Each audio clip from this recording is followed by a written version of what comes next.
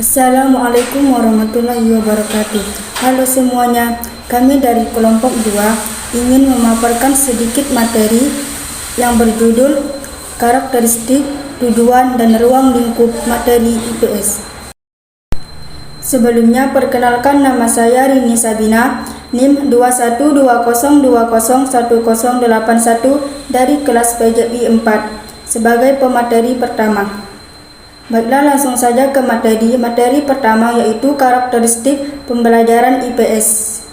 Karakteristik pembelajaran IPS merupakan teori bagaimana cara membina kecerdasan sosial yang mampu berpikir kritis, inovatif, maupun rasional, berwatak dan berkepribadian luhur, serta bersikap ilmiah dalam cara meneliti atau mengamati serta menelaah kehidupan nyata yang dihadapi. Adapun karakteristik materi IPS sekolah dasar maupun madrasah ibtidaiyah.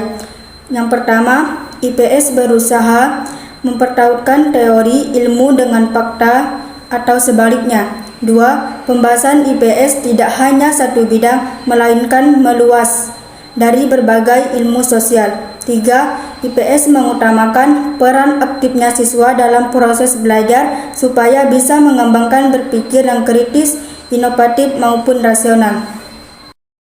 4.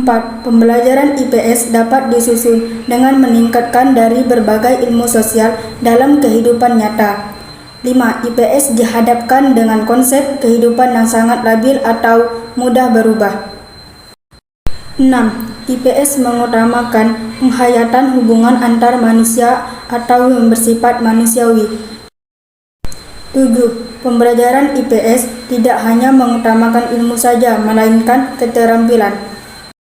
8. Pembelajaran IPS berusaha memuaskan siswa dengan cara memperhatikan minat siswa dan masalah-masalah yang ada di dekatnya.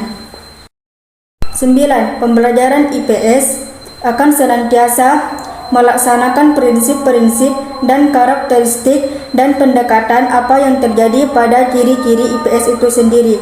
Baiklah, materi selanjutnya akan dilanjutkan rekan saya.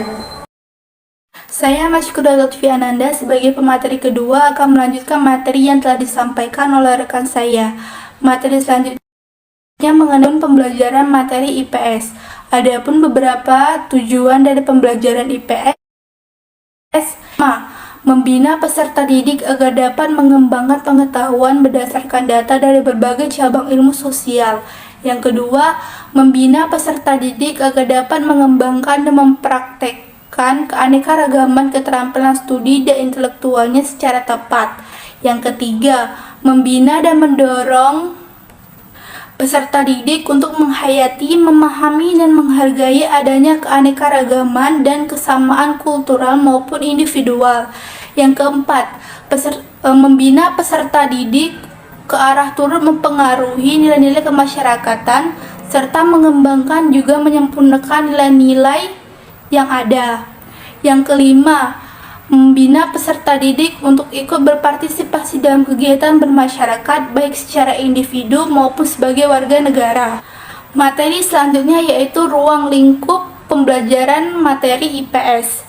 Adapun beberapa ruang lingkup pembelajaran IPS: yang pertama, manusia, tempat, dan lingkungan. Yang kedua, waktu, keberlanjutan, dan perubahan. Yang ketiga, sistem sosial dan budaya. Yang keempat, perilaku ekonomi dan kesejahteraan. Yang kelima, IPS sebagai pendidikan global atau global education. Pembelajaran IPS dalam kehidupan manusia melibatkan tingkah laku dan kebutuhannya. Dapat dijabarkan dari materi-materi yang tadi disebutkan bahwasanya materi IPS adalah penampakan alam, agama, budaya, gejala alam, interaksi sosial, keberaneka-ragaman, uang, dan kegiatan ekonomi lainnya. Baiklah teman-teman, mungkin itu saja yang bisa kami sampaikan. Kurang lebihnya kami mohon maaf. Kepada Allah kami mohon ampun.